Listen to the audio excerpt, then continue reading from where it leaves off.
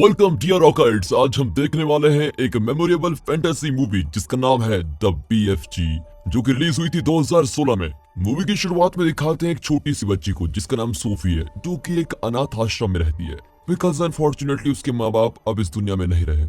Sophie को नींद न आने की बीमारी है, जिस वजह से वो पूरी रात जाग कर गुजारती है और उसी अनाथ आश्रम में अकेली घूमती रहती है, मानो उसके मन में एक डर बैठ गया हो कि कोई डरावना शैतान आकर बच्चों को उठाकर लेके जाता है और बाद में उनको मार कर खा जाता है। बट एक्चुअली ये सिर्फ सोफी के मन का एक वहम है। अब जब एक रात सारे बच्चे सो रहे होते हैं तो वहीं सोफी एक बुक पढ़ रही होती है, तभी उसे बिल्लियों की आवाज आती है। पर जब वो ये हरकत देखने के लिए बालकनी में जाती है, वो देखते हैं कि कुछ बिल्लियों ने डस्टबिन को गिरा दिया है। तभी उसकी नजर एक बड़े से हाथ पर पड़ती है जो उस डस्टबिन को उठाकर बड़ी ही होशियारी से वहीं रख देता है। ये देखकर तो सोफी को अपनी आंखों पर यकीन ही नहीं होता, बट जैसे उसकी नजर बड़े से जायंट आदमी पर पड़ती है तो ये सब नजारा देखकर सोफी के रोंगटे खड़े हो जाते हैं, क्योंकि वो जायंट कम से कम बिल्डिंग जितना ऊंचा था और काफी डरावना भी लग रहा था। सोफी उस बड़े से जायंट को देखकर बहुत ज्यादा डर जाती है और अपने बेड पर आकर एक चादर ओढ़कर छिप जाती है, लेकिन वो जायंट सोफी को देख लेता है और उसी चादर के साथ उसको उठाकर वहां से भाग जाता है। इसी दौरान हमें पता चलता है कि ये जायंट अक्सर इंसानों के सामने नहीं आते। एक्चुअली जब भी इन जायंट्स का सामना इंसानों से होता है तो वे अपने आप को कुछ इस तरह से ढक लेते हैं कि सामने वाले इंसान को पता ही नहीं चलने देते कि वे वहां पर मौजूद हैं। तो इसी तरह छुपते छुपाए वो जायंट सोफी को लेकर अपनी दुनिया के लिए रवाना हो जाता है। मेरा मतलब है कि जायंट्स की दुनिया जहां ओनली जायंट्स ही रहते हैं। अब फाइनली सोफी जायंट्स की दुनिया में पहुंच चुकी है और उस बूढ़े जायंट के घर पर पहुंचने के बाद सोफी देखती है कि उसका घर काफी बड़ा है और साथ ही उस घर की हर चीज भी बड़ी होती है। अपने आप को अनसेफ महसूस करते हुए सोफी वहां से भागने की कोशिश करती है, जिस पर वो जायंट कहता है कि यहाँ से भागने की कोशिश मत करो क्योंकि यहाँ से बाहर जाने का कोई भी रास्ता नहीं है। जिसको सुनकर सोफी बहुत ज्यादा डर जाती है। थोड़ी देर बाद सोफी नोटिस करती है कि वो जायंट काफी बूढ़ा हो चुका है। तभी वो जायंट सोफी को एक पेन में रख देता है और कहता है कि मुझे बहुत तेज भूख लग रही है और इतनी ज्यादा कि मुझसे भूख कंट्रोल भी नहीं हो रही है। अब ये सुनकर सोफी ये समझ जाती है कि हो ना हो ये जायंट मुझे खाने वाला है, बट एक्चुअली जायंट उसके साथ मजाक कर रहा था। तभी वहाँ पर सोफी को और भी जायंट्स की हंसने की आवाज आती है, तो सोफी उस बूढ़े जायंट से पूछती है क्या यहाँ पर और भी जायंट्स रहते हैं, जिससे वो बूढ़ा जायंट कहता है कि हाँ यहाँ पर और भी जायंट्स रहते हैं, लेकिन वो मेरी तरह बिल्कुल भी नहीं है, बहुत ही ज्यादा खतरनाक है, जो इंसानों को कच्चा ही खा जाते हैं। और ये सुनकर सोफी तो और भी ज्यादा डरने लग जाती है, इसलिए वो उस बूढ़े जायंट से पूछती है तो क्या आप मुझे भी खा लेंगे। तो वो बूढ़ा जायंट कहता है कि नहीं, मैं तो इंसानों को खाता ही नहीं। दरअसल ये बूढ़ा जायंट उन खतरनाक जायंट से काफी अलग है, सिर्फ वेजिटेबल्स ही खाना पसंद करता है, जिससे ये बात जाहिर हो जाती है कि ये जायंट काफी अच्छा है। जिस पर सोफी उस जायंट से पूछती है कि अगर आप इंसानों को नहीं खाते तो फिर मुझे लेकर यहाँ क्यों आए। जिस पर वो बूढ़ा जायंट बोलता है कि उस रात तुमने मुझे देख लिया था और अगर तुम सारे लोगों को मेरे बारे में बता देती तो ये हमारे लिए खतरे की बात बन सकती थी, क्योंकि अगर इंसानों को हमारे बारे में पता चल गया तो वो यहाँ आकर हम सभी को मार डालेंगे, और यही वजह थी कि मुझे तुम्हें यहाँ लाना पड़ा और तुम अब पूरी जिंदगी यहीं पर गुजारोगी। जो सुनकर सोफी उसे कहती है कि मैं यहाँ नहीं रहने वाली, मैं यहाँ से भाग जाऊंगी। फिर बूढ़ा जायंट उससे कहता है कि देखो ऐसी गलती बिल्कुल मत करना, क्योंकि बाहर बैठे हुए खतरनाक राक्षस तुम्हें जिंदा नहीं छोड़ेंगे। अब ये कहकर वो जायंट सोफी को एक लकड़ी की बोट पर रखता है और कहता है कि फिलहाल तुम आराम कर लो, लेकिन सोफी को उसकी नींद न आने की बीमारी की वजह से नींद आती नहीं है। और फिर सोफी देखती है कि वो बूढ़ा जायंट कई बड़ी बड़ी बॉटल्स बाहर निकाल रहा है और बॉटल्स में एक चीज है जो काफी चमक भी रही है। सोफी उससे पूछती है कि इन बॉटल्स में ऐसा क्या है, तो वो बूढ़ा जायंट कहता है कि इनमें ड्रीम्स हैं, यानी कि सपने। जिस पर सोफी कहती है कि फिर तो ये मेरे किसी भी काम के नहीं है, क्योंकि मुझे तो ड्रीम्स आते नहीं है, ड्रीम्स तो छोड़िए मुझे तो नींद ही नहीं आती। अब जायंट टाइम पास करे सोफी की बुक पढ़ने लगता है एंड इस बुक में बहुत सारी कहानियां होती है। अब बूढ़ा जायंट उन कहानियों को पढ़ने लगता है, जिसके बाद सोफी वहीं पर सो जाती है। जिसके बाद वो बूढ़ा जायंट एक चमकती हुई बोतल लेता है और उसमें से एक ड्रीम यानी एक सपने को बाहर निकालता है। इसी दौरान सोफी की आंखें खुल जाती हैं और वो नोटिस करती है कि वो बूढ़ा जायंट वहीं पर सो गया है, और इसका फायदा उठाकर वो वहां से बाहर निकलती है और वहां से भागने की कोशिश भी करती है, लेकिन तभी एक बड़ा सा जायंट उसको पकड़ लेता है और जिंदा ही निकल जाता है। तभी अचानक डर के मारे सोफी की आंखें खुलती है और ये पता चलता है कि ये तो सिर्फ एक डरावना सपना था जो सोफी देख रही थी, जिसे उस जायंट ने उसके दिमाग में डाला था। तभी सोफी को पता चल जाता है कि बाहर बहुत सारा खतरा मौजूद है। अब उन जायंट्स में से एक बड़ा सा जायंट घर के अंदर आ जाता है, जो कि सच में काफी बड़ा है और डरावना भी। वो जायंट आते ही उस बूढ़े जायंट से पूछता है, ओ बोने बता तू किससे बात कर रहा था। एक्चुअली ये बूढ़ा जायंट साइज में काफी छोटा होता है, इसलिए वे सभी बड़े जायंट इसको बोना कहते हैं। बूढ़ा जायंट कहता है कि नहीं तो मैं किसी से भी बात नहीं कर रहा था। इस बड़े जायंट के हाथ पर चोट लगी थी, इसलिए वो पट्टी करवाने के लिए इस बूढ़े जायंट के पास आया है। तभी उस जायंट को इंसानों की गंध महसूस हो जाती है, इसीलिए वो वहां पर पड़ी हर एक चीज को स्मेल करने लगता है फिर सोफी जान बचाने के लिए उस सब्जी के अंदर चली जाती है जो कि वो बूढ़ा जायंट खाया करता था। और जब वो खूंखार जायंट सब्जी को स्मेल करता है तो उसमें से भी इंसानों की खुशबू आती है। लेकिन आज से पहले इस जायंट ने कभी भी सब्जियों को नहीं खाया था, लेकिन इंसानी गंध की वजह से उस दिन उसे सब्जी खाने का दिल कर रहा होता है।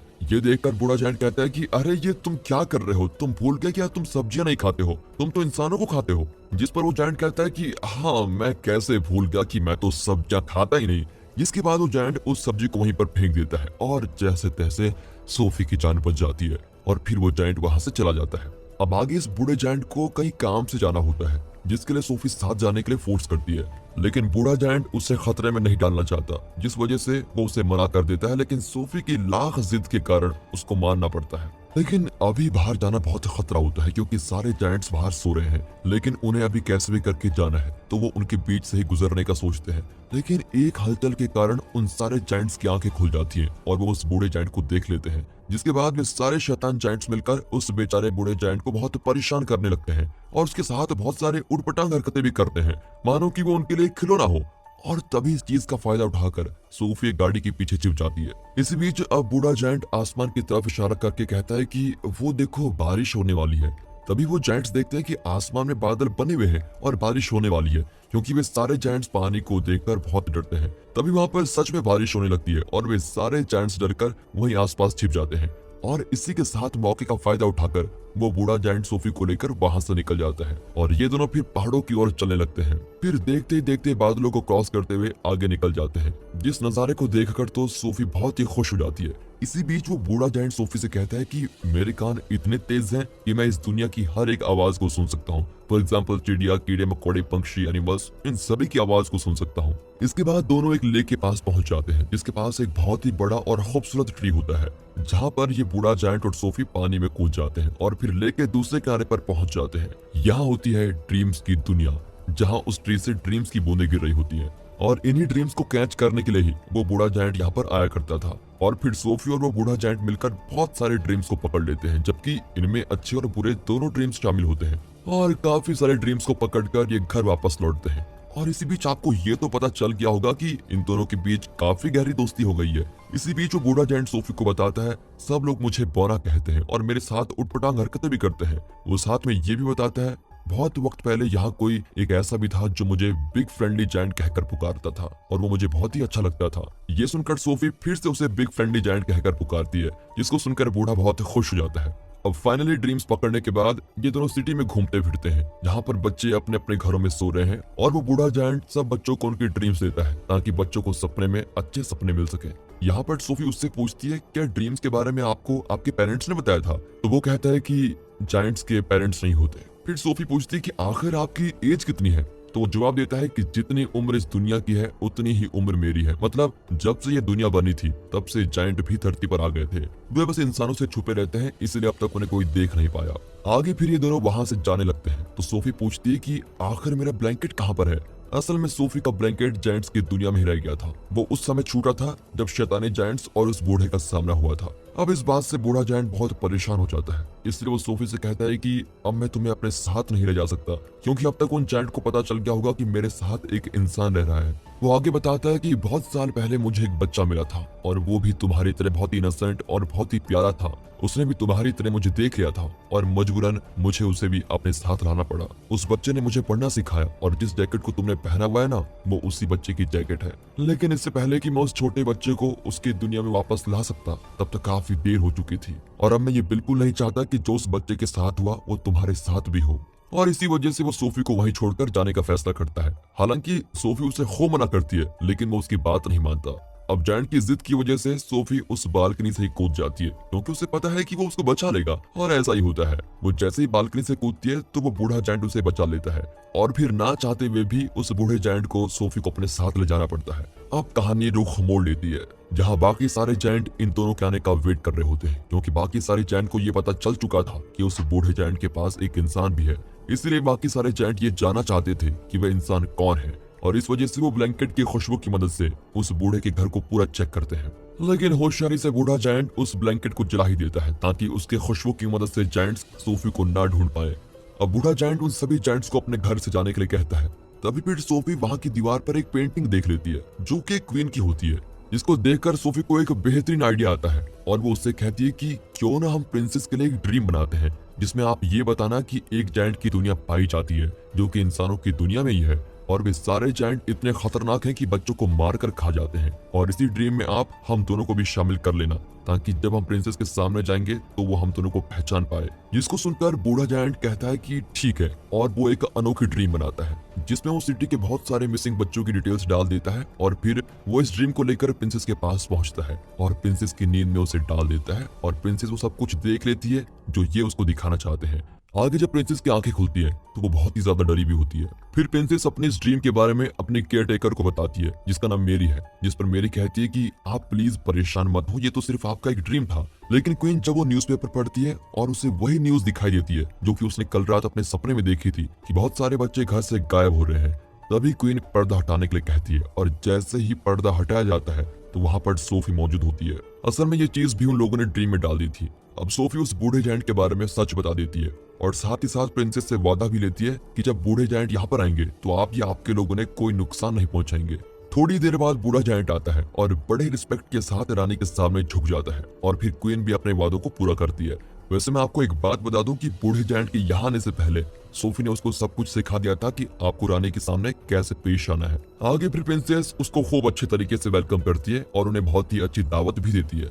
बूढ़ा जायंट क्वीन को बताता है कि जायंट्स की दुनिया में 9 ऐसे बड़े बड़े जायंट्स हैं जो कि इंसानों के लिए बहुत बड़ा खतरा है और इस बड़े खतरे को देखते हुए क्वीन उनकी हेल्प करने के लिए मान जाती है और अपनी एक स्पेशल आर्मी तैयार करती है। फिर वे उस बूढ़े जायंट की मदद से अपने हेलीकॉप्टर में बैठकर जायंट की दुनिया में पहुंच जाते हैं। अब इन लोगों ने एक प्लान बनाया होता है और प्लान के मुताबिक ये सारे लोग एक जगह पर रुक जाते हैं क्योंकि ये सभी लोग तैयारी के साथ उन पर अटैक करने के लिए रेडी हैं। और प्लान यह है कि बूढ़ा जायंट उनके लिए एक ऐसा ड्रीम बनाएगा जो उन सभी जायंट को उनके बुरे कामों के बारे में याद दिलाएगा। बट जैसे बूढ़ा जायंट इन ड्रीम्स को डालने के लिए जाने वाला होता है तभी उसे याद आता है कि ड्रीम डालने वाली चीज को तो मैं क्वीन के घर पर ही छोड़ आया हूँ और उस चीज के बगैर ऐसा करना बहुत ही डेंजरस हो सकता है। लेकिन सोफी पूरी हिम्मत के साथ उन ड्रीम्स को जायंट के पास लेकर जाती है। लेकिन जैसे सोफी उन ड्रीम्स को जायंट के ऊपर डालने वाली होती है तभी उन जायंट का लीडर जाग जाता है और जैसे वो सोफी को पकड़ने आता है तभी सोफी उस जार को तोड़ देती है और वो ड्रीम्स सभी जायंट्स के अंदर चले जाते हैं। और जब ये जायंट जागते हैं तब उन्हें वो सारे बुरे काम याद आते हैं जिनको उस बूढ़े जायंट ने उनके ड्रीम में डाला था। लेकिन चौंकाने वाली बात ये होती है कि उन जायंट का लीडर अभी भी जाग रहा है और उसे कोई भी शर्मिंदगी या पछतावा नहीं है और इसी वजह से वो सोफी पर अटैक कर देता है। लेकिन तभी वो बूढ़ा जायंट सामने आता है। बट अब हमारा बूढ़ा जायंट ठहरा छोटा सा नन्हा सा प्यारा सा तो उसका सामना नहीं कर पाता। पर जैसे ही वो जायंट का लीडर उस बूढ़े जायंट पर हमला करता है तभी क्वीन की पूरी आर्मी उन पर अटैक कर देती है और सारे के सारे जायंट को पकड़कर अपने साथ लेके जाती है। और यही नहीं, उन्हें समुद्र के बीच एक ऐसे आइलैंड पर छोड़ दिया जाता है जिसके चारों ओर पानी होता है जिससे वे कहीं भाग भी नहीं सकते। और आपको तो पता ही है कि इन जायंट्स की पानी से कितनी ज्यादा हालत खराब हो जाती है और इस वजह से ये लोग हमेशा के लिए यहीं पर फंस गए हैं। अब क्वीन बहुत सारी सब्जियों के बीज वहीं फेंक देती है जिनकी बीजों से जायंट्स सब्जियां उगाकर खा पाएं और अपनी पूरी जिंदगी गुजार पाएं। वैसे तो वो जायंट मांस खाते हैं, इंसानों को खाते हैं, लेकिन अब उन्हें सब्जी खाना सीखना होगा। इसके बाद कहानी आगे शिफ्ट होती है जहां सोफी अनाथ आश्रम में नहीं रहती बल्कि क्वीन के महल में रहती है और यहाँ पर सोफी काफी ज्यादा खुश भी है और वो जब चाहे उस बूढ़े जायंट से बात भी कर सकती है क्योंकि बूढ़े जायंट ने उसे बताया था कि वो इस दुनिया की सारी आवाजें सुन सकता है। दूसरी तरफ बूढ़ा जायंट उसकी दुनिया में अब अकेला रह गया है एंड वो वहाँ पर बहुत सारी सब्जियों को उगा चुका है और अपनी लाइफ को भी बहुत अच्छे से जी रहा होता है। वहीं हम देखते हैं कि सोफी विंडो के पास जाकर हर रोज बूढ़े जायंट को गुड मॉर्निंग कहती है और वो भी उस बात को सुन लेता है, उसे जवाब भी देता है गुड मॉर्निंग। और इसी आखिरी इमोशनल सीन के साथ इस मूवी का एंड होता है। तो दोस्तों, आपको कैसी लगी ये प्यारी सी फैंटेसी मूवी? वीडियो अच्छी लगी हो, मूवी अच्छी लगी हो, एक्सप्रेशन अच्छा लगा हो, वीडियो को लाइक कीजिए, चैनल को सब्सक्राइब कर दें। बाकी मिलते हैं ऐसी मजेदार मूवीज के साथ, तब तक के लिए गुड बाय, अपना ख्याल रखें and finally thanks for watching.